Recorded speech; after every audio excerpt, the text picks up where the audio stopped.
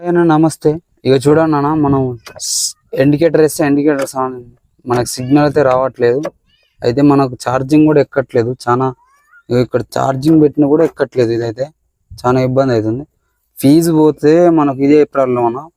Fee బాగా కనబడుతుంది అన్న, ఫీజు కొట్టేసింది. ఇదే ప్రాబ్లం అన్న, సేమ్ ప్రాబ్లం. ఇది వరకు ఒక 20-30 ఫీజులు మార్చవచ్చు. నేనైతే మీ గురించి తెలిసినట్టయితే మీరు కామెంట్ అయితే చేయండి అన్న. మీకు తెలిసినట్టయితే ఎలక్ట్రీషియన్స్ ఉంటారు కదా, ఇగో సౌండ్ వస్తుంది ఎందుకంటే మనకు ఇండికేటర్ సౌండ్ను మనకు ఛార్జింగ్ ఎక్కడం అయితే ఆఫ్ అయిపోయింది. మనకు ఫీజు కొట్టేయడం వల్ల, ఇగో ఫీజు కొట్టేయడం వల్ల 2 ఆఫ్ అయిపోయినాయి. ఇప్పుడు బాగా నమస్తే, మనం అయితే లారీ ఛార్జర్ తీసుకోబోతున్నాం. ఎందుకంటే మనకు బండిలో ఫీజులు అన్నీ కొట్టేస్తుందన్న, చాలా ఇబ్బంది అవుతుంది ఛార్జింగ్ తోటి. ఫీజులు కొట్టేయడం వల్ల మాకైతే లారీ ఛార్జర్ అయితే ఆయన ఎలక్ట్రీషియన్ అయితే లారీ ఛార్జర్ పెట్టుకోబ్బా, బ్యాటరీ నుంచి కలెక్షన్ ఇచ్చుకుందాం, ఏం కాదు అన్నాడు. అందుకోసమే మన బండికి అయితే